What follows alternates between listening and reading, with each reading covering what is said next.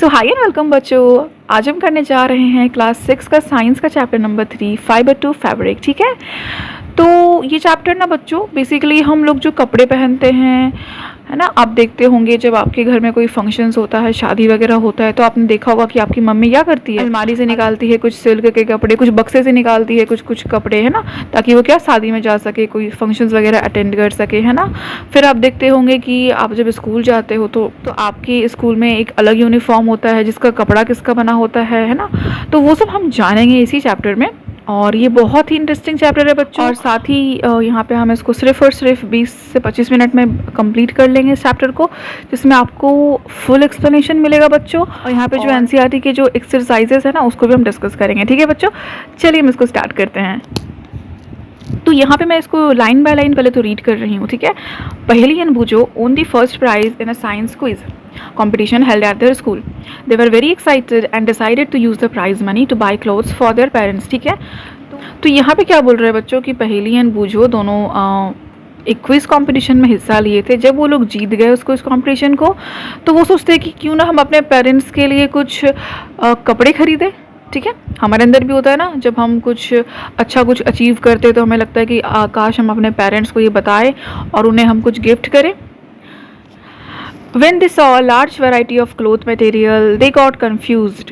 The shopkeeper explained that some clothes or fabrics were cotton and some were synthetic. ठीक है, तो क्या होता है बच्चे, जब हम कपड़े खरीदने जाते हैं ना तो हमें वहाँ मिलता है कि कुछ कपड़े वो आपको बोलेंगे कि ये सूती के हैं, या फिर वो आपको बोलेंगे कि ये सिल्क का है, या फिर वो आपको कह देंगे कि ये, जैसे यहाँ पे उनको बोला गया कि ये सिंथेटिक के कपड़े। ठीक है, तो सिंथेटिक कपड़े कैसे बनते हैं बच्चों, ये भी हमें जानना होगा, है ना। He also had woolen mufflers and shawls. There were many silk sarees as well. पहेली एंड बूझो felt very excited. ठीक है, तो यहाँ पे पहेली एंड बूझो क्या हो जाता है, बहुत एक्साइटमेंट में आ जाते हैं, क्योंकि उनके पास क्या होता है, सामने सिल्क भी होता है, सामने कॉटन भी होता है, और फिर वो कुछ मफलर्स वगैरह भी देखते हैं, तो क्या होता है, बहुत ज़्यादा एक्साइटमेंट में वो आ जाते हैं। जैसे हम भी एक्साइटमेंट हो जाते हैं ना, एक्साइटेड हो जाते। अच्छा, जब आप मुझे बताएं, जब आपके घर में कुछ होता है, पूजा वगैरह या कुछ भी, तो आप देखते हैं आपके पेरेंट्स क्या करते हैं, चलो शॉपिंग करने चले। ठीक है, तो आप बहुत एक्साइटमेंट में हो जाते हो कि चलो हम क्या करेंगे, कपड़े खरीदेंगे, नए नए मार्केट में जाएंगे, कपड़े देखेंगे। तो ये वही सब चीज़ें हैं। ठीक है, यहाँ पे जब वो लोग भी घूमने गए तो ये भी एक्साइटेड हो गए। After their visit to the cloth shop, Paheli and Bujo began to notice various fabrics in their surroundings. They found that bed sheets, blankets,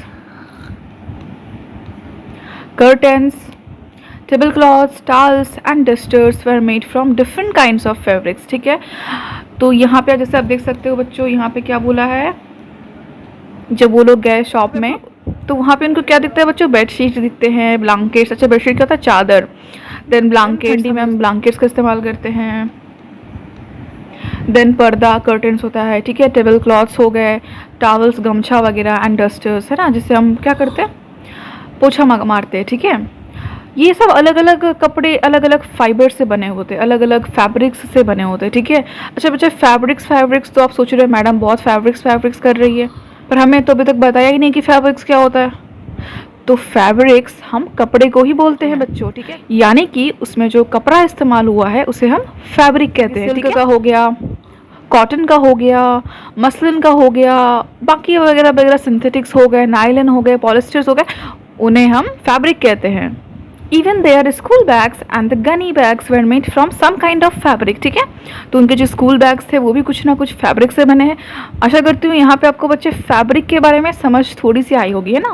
They tried to identify these fabrics as cotton, wool, silk और synthetic. ठीक है, तो can you also identify some fabrics? तो क्या आप भी कुछ fabrics उसमें आइडेंटिफाई कर सकते हो। अच्छा, मैं आपको बता दूँ, जैसे पर्दे होते हैं, कर्टन्स, तो कुछ तो भाई सिल्क के भी होते हैं, है ना, और कुछ कॉटन्स के भी होते हैं। तो बच्चे डिपेंड करता है वो, है ना, कि किस टाइप का फैब्रिक का वो क्लोथ बना होगा या वो सामान बना होगा। ठीक है, अब हम यहाँ पढ़ेंगे 3.1 वैरायटी इन फैब्रिक्स। ठीक है, तो यहाँ आप देख सकते हो बच्चे, हमारा एक्टिविटी 1 है, इसको हम पढ़ते हैं। चलिए, visiting a near by tailoring shop, collects cuttings of fabrics left over after stitching. अच्छा, जब हम कपड़े सिलवाने जाते हैं ना तो उनके पास जो होते हैं, जो टेलर्स होते हैं ना, उनके पास कुछ कपड़े बच जाते हैं। तो आपको क्या कह रहा है बच्चों कि आपको जाके उनसे वो कुछ जो लेफ्ट ओवर जो बच गए हैं कपड़े, उनको आपको कलेक्ट करने बोल रहा है। Feel and touch each piece of fabric. Now try to label some of the fabrics as cotton, silk, wool or synthetic after asking for help from the tailor. ठीक है। अच्छा बच्चों, आपको यहाँ पे बोल रहा है कि आपको क्या करना है, उन सब कपड़ों को टच करना है ना, और उनको आपको टेलर से पूछना है। वैसे तो मुख्यतः जो हमारे कपड़े होते हैं ना, उनका कुछ कुछ जब आप टच करते हो तो उनसे आपको कुछ कुछ ऐसे कपड़े होते हैं जो उनको आपको टच करके बहुत मुलायम यानी कि बहुत सॉफ्ट एहसास होगा, किसको टच करके थोड़ा सा आपको रफ लगेगा, तो वही सब है। अच्छा, रिजिड काइंड ऑफ कपड़े यानी कि जो थोड़े से हार्ड होते हैं ना, वो कहाँ इस्तेमाल होते हैं, रफ़ काम में। जैसे कि हम डस्टर्स वगैरह हो गए हैं ना, जहाँ पे हमें ज़्यादा ज़रूरत है कवरेज की, तो वहाँ पे हम रफ़ कपड़ों का इस्तेमाल करते हैं। सिल्क का हम इस्तेमाल करते हैं कहाँ पे, वो सिल्क बहुत ही नरम होता है, बहुत ही सॉफ्ट होता है, बहुत डेलिकेट होता है। ठीक है, तो ये सब मैंने आपको हल्का सा बताया अभी, बट हम जब इसको आगे पढ़ेंगे ना तो उसमें हमें और अच्छे से समझ में आएगा बच्चों। ठीक है, अब हम करेंगे activity number 2। Select a piece of cotton fabric you labelled in activity 1। Now try to find the loose thread or yarn at one of the edges and pull it out. ठीक है, तो यहाँ पे आपको क्या बोल रहा है कि मान लीजिए यहाँ पे आपने एक कॉटन का कपड़ा रखा, जैसे मैं आपको दिखाती हूँ, एक सेकेंड बच्चों। तो जैसे आप देख सकते हो, ये मैंने एक कॉटन का रुमाल बनाया है और इसमें से आपको कुछ धागा लेने बोल रहा है ना। जैसे यहाँ पे इसका कुछ कुछ रुई जैसा धागा वगैरह निकलता है, तो यहाँ पे आपने क्या करना है बच्चों, उसका धागा यूज़ करना है, धागा लेना है। अच्छा, धागा को ही यहाँ पे यार्न बोला गया है ना, मैंने यहाँ लिख दूँ यार्न।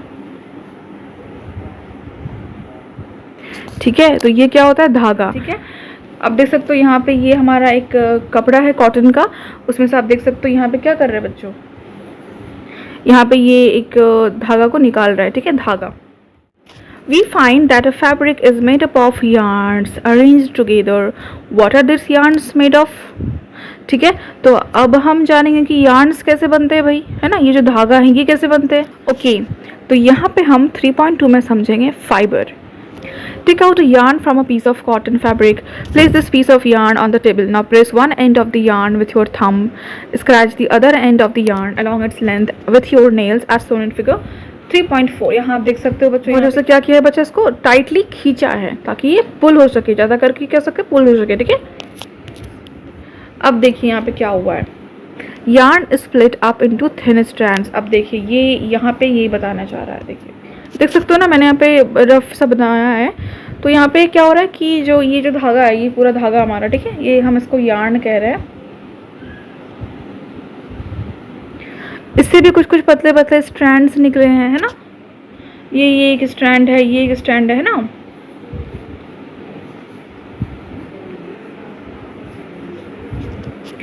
ठीक है, you might have observe something similar when you try to thread a needle. अब देखना, घर में आपके जब कुछ बटन फट जाता है, या फिर आपके जो पिताजी हैं उनका जब शर्ट का बटन फट जाता है कुछ भी, तो क्या करती है मम्मियाँ, क्या करती है बच्चों, जो शर्ट होता है उसका बटन को सिलाई करने लग जाती है ना। तो आपने देखा होगा जब वो सिलाई करती है ना, तो आपने भी आप भी जब खुद सिलाई करते होगे तो आप देखते होंगे कि जब हम सिलाई करते हैं ना, तो वो जो निडल होता है ना, जिसमें हम धागा को घुसाते हैं, यहाँ पे मैंने आपको थोड़ा समझाने के लिए डायग्राम बताया बच्चों। यहाँ पे क्या होता है, ये मैंने जो पर्पल में रंग किया है वो है हमारा निडल, और जिसको मैंने रेड में रंगा है वो हमारा धागा। तो जब भी हम बच्चे सुई धागा करते हैं ना, सुई में जब हम धागा घुसाने जाते हैं तो क्या होता है, वो घुसने नहीं चाहता है। क्यों होता है ऐसा, क्योंकि उसका जो स्ट्रैंड है वो काफ़ी थिन होता है, काफ़ी पतला स्ट्रैंड होता है, तो वो घुस नहीं पाता है ना। Many a time the end of the thread is separated into a few thin strands. This makes it difficult to pass the thread through the eye of the needle. The thin strands of the thread that we see are made up of still thinner strands called fibers. ठीक है, और उन्हीं जो पतले पतले धागे होते हैं उन्हीं को हम क्या कहते हैं बच्चों, फाइबर्स कहते हैं। क्या कहते हैं बच्चों, फाइबर्स। ठीक है, तो इसको मैं समझा दूँ आपको दोबारा से एक अच्छे से रफ डायग्राम से। चलिए, डायग्राम बनाया, ये मैंने बनाया क्या, ये मैंने बनाया है क्लोथ, या क्लोथ लिखा है या तो ये फैब्रिक है। ठीक है, क्लोथ है या तो फैब्रिक है। अच्छा, जब हम इससे एक पतला पतला धागा निकाले तो ये क्या बन गया, हमारा यार्न बन गया, है ना, थ्रेड जिसको हम बोलते हैं। और उनसे भी जब हम और पतले पतले निकालते हैं धागे तो वो क्या बनते हैं बच्चे, फैब्रिक। ठीक है, वो क्या बनते हैं बच्चे? Fabric. The fibers of some fabrics such as cotton, jute, silk and wool are obtained from plants and animals. These are called natural fibers. ठीक है, ये हमारे क्या है बच्चे? नेचुरल फाइबर्स है, यानी कि जो हमें प्रकृति से मिलते हैं, जो हमें क्या होता है, जो हमें प्रकृति देती है ना। तो प्रकृति हमें कैसे देगी? या तो वो प्लांट के सोर्स से देगी या तो वो एनिमल्स के सोर्स से देगी, ठीक है। और जो हम खुद से तैयार करते हैं वो क्या होता है? सिंथेटिक होता है, या हम मिक्स कर देते हैं बहुत सारी चीज़ों को, वो होता है सिंथेटिक, ठीक है। Cotton and jute are examples of fibers obtained from plants. Wool and silk fibers are obtained from animals. ठीक है, तो मैंने जैसे आपको बताया कॉटन की खेती की जाती है, जूट की भी वैसे ही खेती की जाती है ना। तो वो कहाँ से होते हैं बच्चे? प्लांट्स से होते हैं। और जैसे मैंने बताया ऊल्स हो गए या सिल्क हो गए, तो इनका भी जो सिल्क होता है ना, उसका भी जो उसका जो एनिमल होता है कॉकून्स, कैटरपिलर्स, तो उनकी भी खेती होती है मलबेरी लीव्स में, जो कि हम आगे चल के पढ़ेंगे, ठीक है। देन हमारा होता है ऊल। हम शीप जो होता है उसका जो बाहर में आप देखना वो चमड़ा में बन जाता है ना शीप का। मैं यहाँ पे एक ये लगा दूंगी, इमेज लगा दूंगी, जिससे आप समझ जाओगे, ठीक है। Wool is obtained from the fleece of sheep or goat. It is also obtained from the hair of the rabbits, yak and camels. ठीक है, हाँ, तो इसे हम कहते हैं फ्लीज। जैसे यहाँ पे फ्लीज ऑफ शीप दे रखा है। अच्छा, इसको हम ना फर भी कहते हैं, ठीक है। मुझे अभी याद आया बच्चों, इसे हम क्या कहते हैं? फर भी कहते हैं ना। तो ये सिर्फ और सिर्फ जो है इसी से नहीं, शीप और गोट से ही नहीं, बल्कि हमारे रैबिट्स भी होते हैं, याक भी होते हैं, जो बड़े बड़े पहाड़ी सांड जिसे हम बोल सकते हैं। देन हमारे कैमल्स होते हैं। सिल्क फाइबर जैसे मैंने बताया कॉकून सिल्क वार्म से बनते हैं, ठीक है। तो ये सब जो हमारे फाइबर्स हैं ना, ये नेचुरल तरीके से ऑब्टेन हो रहा है ना। For thousands of years, natural fibers were the only one available for making fabrics. In the last 100 years or so, fibers are also made from chemical substances which are not obtained from plant or animal sources. These are called synthetic fibers. ठीक है, तो जो हमें plant से नहीं मिलता है, जो हमें एनिमल से नहीं मिलता है, यानी कि जो हमें प्रकृति नहीं देती है, जिसे हम खुद तैयार करते हैं, उसे हम सिंथेटिक फाइबर्स कहते हैं बच्चों, ठीक है। Some examples of synthetic fibres are polyester, nylon and acrylic, ठीक है। जैसे मैंने आपको बताया पॉलिस्टर होते हैं, नायलन होते हैं, फिर यहाँ पे हमारा एक्रेलिक दे रखा है। तो ये क्या है बच्चे? आर्टिफिशियल होते हैं। लेकिन जो शांति हमें बच्चों कॉटन के कपड़ों से मिलेगी, क्या वो शांति हमें सिंथेटिक कपड़ों से मिल सकती है? कभी नहीं मिल सकती है। नेचुरल चीज़ नेचुरल होता है और सिंथेटिक चीज़ सिंथेटिक होता है, ठीक है। लेकिन यहाँ पे क्या हो रहा है? बनाया जा रहा है। क्यों? ताकि इतने सारे तो देखिए नेचुरल चीज़ हम बना नहीं सकते, इतने ना तो एनिमल्स है, ना तो इतना हम खेती बाड़ी कर सकते हैं, ना ही इतना उत्पादन किया जा सकता है। तो हमें कहीं ना कहीं आर्टिफिशियल का सहारा ही लेना पड़ता है उस समय पे, ठीक है। अच्छा, अब है हमारा सम प्लांट फाइबर्स, ठीक है। अब हम कुछ नेचुरल फाइबर्स या प्लांट फाइबर्स के बारे में पढ़ेंगे, ठीक है। तो यहाँ पे सबसे पहला हमारा दे रखा है कॉटन, ठीक है। सूती के कपड़े, आप सुनते होंगे ना, सूती के कपड़े जो हम स्पेशली गर्मियों में पहनते हैं, ठीक है। ये आपके क्वेश्चन में आता है कि हम गर्मियों में सूती के कपड़े यानी कि कॉटन के कपड़े क्यों पहनते हैं।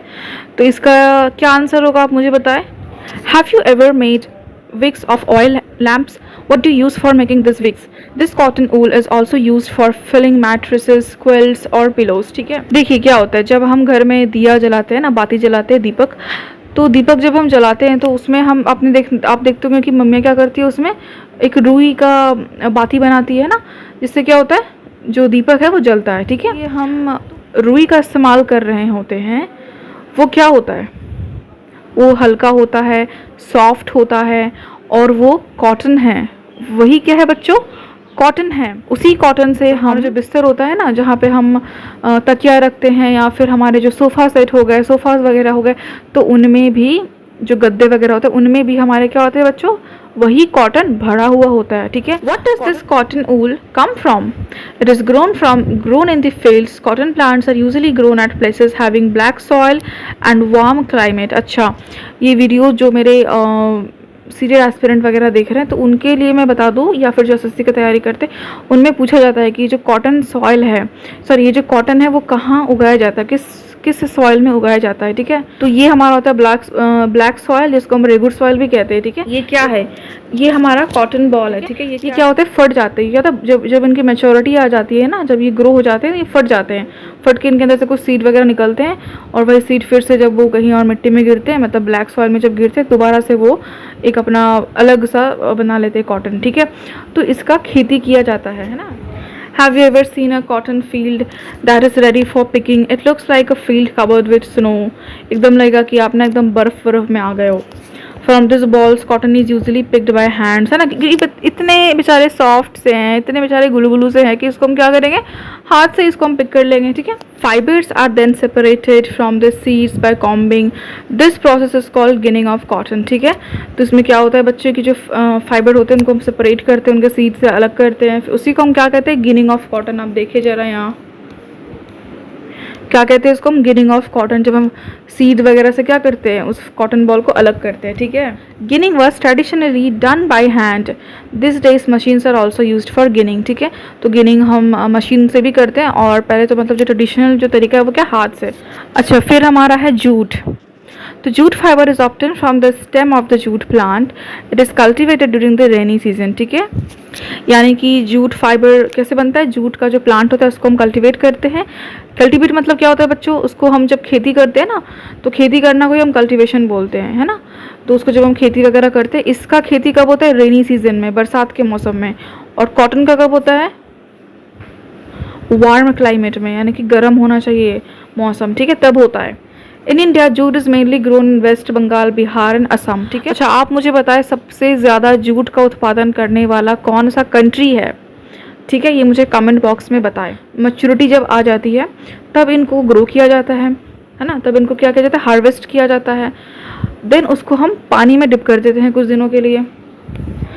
The stems rot and fibres are separated by hand. अब उसमें क्या होता है, सड़ने लग जाता है जो स्टेम्स है ना, सड़ते सड़ते फिर हम उनको अलग कर लेंगे, और वहीं से हमारा जूट तैयार हो गया बच्चों। कितना इजी प्रोसीजर है, लेकिन इसको समय बहुत लगता है होने में, ठीक है। पहले तो आप वर्षा का इंतज़ार करिए, वर्षा कब होगी, उसके बाद फिर आप उसको कल्टीवेट वगैरह कीजिए, फिर उसको हम हार्वेस्ट करते हैं, उसके बाद हम उसको ड्रिप करते हैं, फिर हम एक एक करके अलग अलग करके उसका जो पार्ट है, जो फाइबर का जो पार्ट है उसको हम अलग अलग करते हैं, ठीक है। तो बहुत टाइम टेकिंग भी है ये सब, ठीक है। यहाँ पे हमारा है 3.4 स्पिनिंग कॉटन यार्न। स्पिनिंग, अब आपको लगता होगा ये कौन सा टर्म है भाई स्पिनिंग। मैं आपको बताऊँ बच्चे स्पिनिंग क्या होता है। जैसे यहाँ पे मान लीजिए हमारा एक धागा है, ठीक है। इस धागे के ऊपर हमने एक और धागा लपेट दिया, फिर एक और धागा लपेट दिया, ऐसे करते करते करते हम, क्योंकि मैंने क्या बताइए, जो एक धागा था वो हमारा क्या था, फाइबर था। जब हम बहुत सारे धागे को मिला देंगे तो वो क्या बन जाएगा, यार्न बन जाएगा। तो वैसे करते करते करते हम क्या करेंगे, उसको हम एकजुट करेंगे। और ये कैसे हो सकता है एकजुट, अगर हमने ऐसे पकड़ा बहुत सारे को और हम सोच रहे हैं कि इसको हम एकजुट कर देंगे, तो क्या ऐसे हो सकता है, नहीं। इसके लिए हमें एक मशीन चाहिए होता है, ठीक है। ऐसे तो हम हाथ से भी कर सकते हैं, लेकिन वो फिर जल्दी से वो मतलब टिका हुआ नहीं रहेगा, तो उसके लिए हम मशीन का इस्तेमाल करते हैं। वो मशीन कैसे काम करता है बच्चों, वो मशीन हमारा ऐसे इस्तेमाल करता है, जैसे मान लीजिए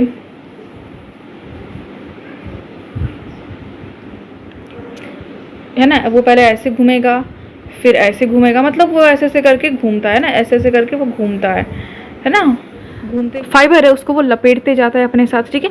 और इसी प्रोसीजर को हम स्पिनिंग कहते हैं। मैंने आपको बहुत सिंपल भाषा में समझा दिया, इतना सिंपल भाषा शायद ही आपको कहीं और मिले बच्चों। यहाँ पे आपको जो इंपॉर्टेंट पॉइंट है, a simple device used for spinning is a hand spindle also called टकलिंग के जो हम मशीन यूज़ करते हैं उसे हम टकली कहते हैं बच्चों, स्पिनिंग करने के लिए। और जैसे मैंने आपको तो बताया, गांधी जी ने सबसे पहला जो है ना चरखा का इस्तेमाल किया था। यहाँ पे आप देख सकते हो, यहाँ पे जो ये हमारा इमेज है ना, ये क्या है, ये चरखा का इमेज है। इसमें क्या हो रहा है, यहाँ पे हमारा जो यहाँ पे कपड़ा है, यानी कि हमारा जो फाइबर है उसको हम ऐसे दे रहे हैं, और फिर ये ऐसे जा रहा है, जाते जाते फिर ये गोल गोल करके घूम रहा है, ठीक है। फिर से ये सेम प्रोसीजर हो रहा है, सेम ऐसे ऐसे करके। तो ऐसे करके क्या हो रहा है बच्चों, एक साथ ये हमारा फाइबर है वो धीरे धीरे करके यार्न में तब्दील हो रहा है ना। Popularised by Mahatma Gandhi as part of the independence movement, he encouraged people to wear clothes made of homespun yarn and shun imported cloth made in the mills of Britain। अच्छा, अब तो हमने भाई यहाँ पे यार्न को बना लिया है ना, लेकिन अब हम यार्न से कपड़े कैसे बनाएंगे, यार्न से हम अब फैब्रिक कैसे बनाएंगे। अच्छा, हम वही सब चीज़ लेंगे, यानी कि मान लीजिए अगर मुझे कॉटन का फैब्रिक बनाना है तो हम स्पिनिंग के दौरान भी किसका इस्तेमाल करेंगे बच्चों, कॉटन का इस्तेमाल करेंगे, है ना, कॉटन थ्रेड्स का इस्तेमाल करेंगे। अगर हमें सिल्क का बनाना है तो हम किसका इस्तेमाल करेंगे, सिल्क का ही इस्तेमाल करेंगे ना, वहाँ पे हमने कॉटन का इस्तेमाल नहीं करना या कुछ और का इस्तेमाल नहीं करना, जूट। तो there are many ways by which fabrics are made from yarns. The two main process are weaving and knitting. यहाँ पे दो प्रोसेसर दिए हुए हैं ना। नीटिंग क्या होता है, स्वेटर जो बुनते हैं हम उसे हम नीटिंग कहते हैं, ठीक है। और वीविंग क्या होता है मैं आपको बताऊँ। देखिए, take 2 sheets of paper of different colours, cut square pieces of length and width equal to 30 centimeter from each sheet. Now fold both the sheets into half. अब यहाँ पे आपको क्या करना है, देखिए यहाँ पे हमने एक सीट ए लिया है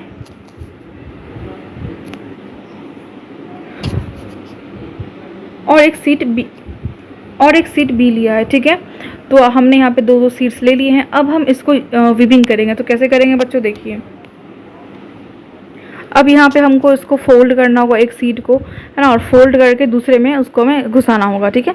तो जब हम एक सीट को फोल्ड करके दूसरे में घुसाते हैं बेसिकली उसे हम वीविंग कहते हैं, ठीक है, वीविंग, ठीक है। यहाँ पे आप देख सकते हो ये हमारा तैयार हो गया वीविंग, ठीक है। दूसरा है हमारा निटिंग। निटिंग क्या होता है, निटिंग होता है जैसे आप देखना स्वेटर जो हमारी दादी माएँ बुनती थी पहले, है ना, पहले के ज़माने में ये बहुत चलता था, है ना, तो उसे हम निटिंग कहते हैं, ठीक है। अब इसका एक अलग कोर्स होता है, एक अलग क्लासेस वगैरह होता है जहाँ पे हमें अच्छे से सिखाया जाता है ना, सिलाई करना वगैरह।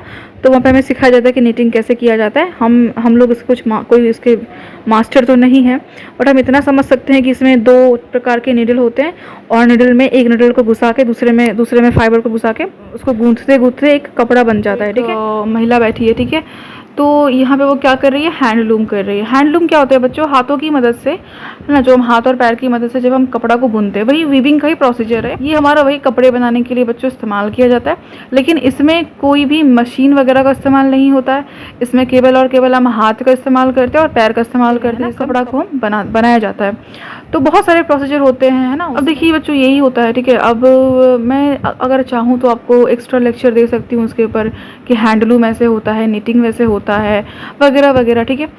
मैंने आपको बहुत शॉर्ट से समझाया है ताकि आपको यहाँ पे क्या है कि ज़्यादा प्रेशर ना हो, आपको फील ज़्यादा आपको टेंशन ना लगे कि अरे यार ये कैसे बन रहा है, कैसे आप उसके ऊपर माथा फोड़ी करने लग जाओ, जो कि आपके लिए ज़रूरी भी नहीं है अभी, ठीक है।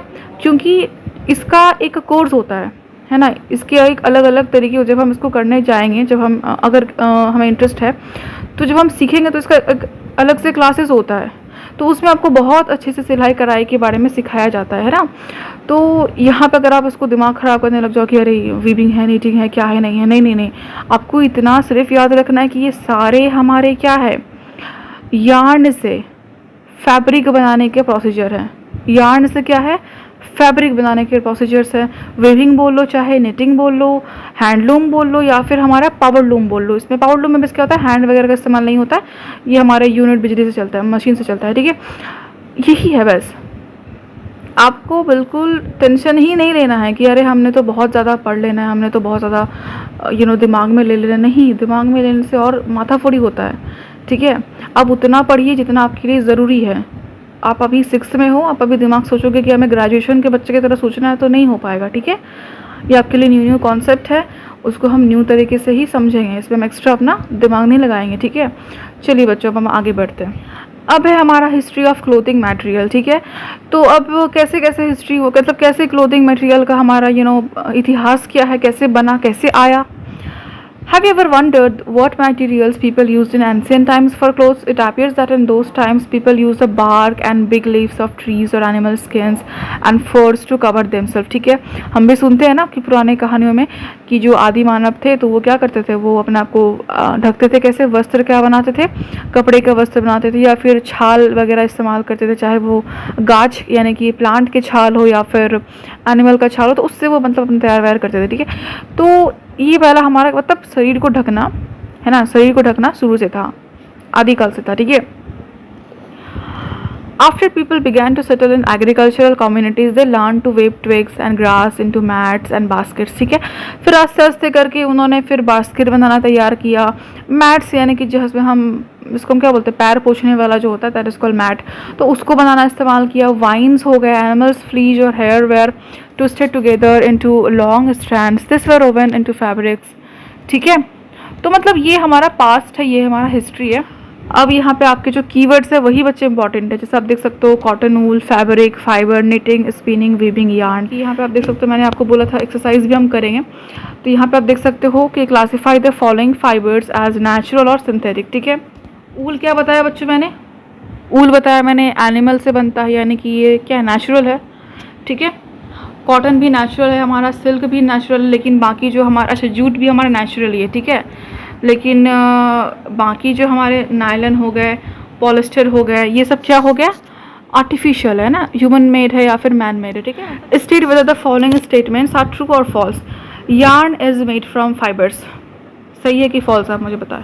ओके, फिर यहाँ दिया हुआ है हमारा spinning is a process of making fibres. नहीं, फाइबर्स नहीं, हम क्या बना रहे थे, यार्न बना रहे थे. ठीक है, jute is the outer covering of the coconut. Jute के आउटर कवरिंग होता है कोकोनट का.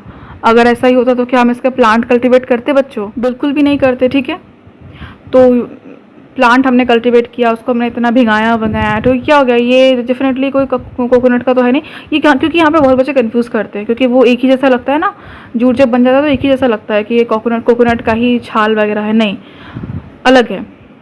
The process of removing seed from cotton is called ginning. हाँ, सीड को हम रिमूव करते हैं, उसको हम गिनिंग ही कहते हैं कॉटन बॉल से. Weaving of yarn makes a piece of fibre, makes a piece of fabric. हाँ, तो बिल्कुल सही है. ठीक है, हम जब वीविंग कर रहे हैं तो क्या फैब्रिक बनाने के लिए तो वीव कर रहे हैं बच्चों. Silk fibre is obtain from the stem of a plant.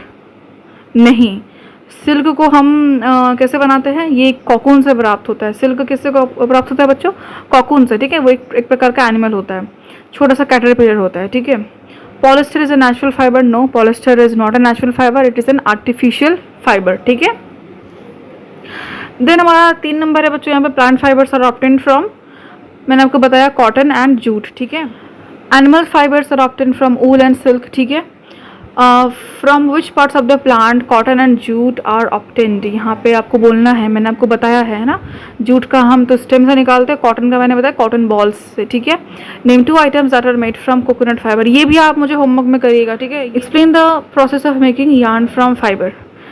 इसके ऊपर तो मैंने आपको बहुत अच्छे से समझाया है ना, और हो सकता है मैंने आपको बहुत इंग्लिश में एक्सप्लेनेशन नहीं किया, मैंने आपको बहुत इंग्लिश में बड़ी बड़ी बातें नहीं लिखी, बट मैंने आपको जैसे एक्सप्लेन किया ना बच्चों, वो बहुत सरल भाषा था और बहुत ही नॉर्मल तरीके से मैंने एक्सप्लेन किया. ठीक है, आप उसको अगर समझ के अपने भाषा में लिखोगे ना, वो ज़्यादा आपके लिए इंपॉर्टेंट होगा, रादर देन आप कहीं से छाप लो. ठीक है, तो आई थिंक यहाँ पे ये चैप्टर हमारा डन होता है.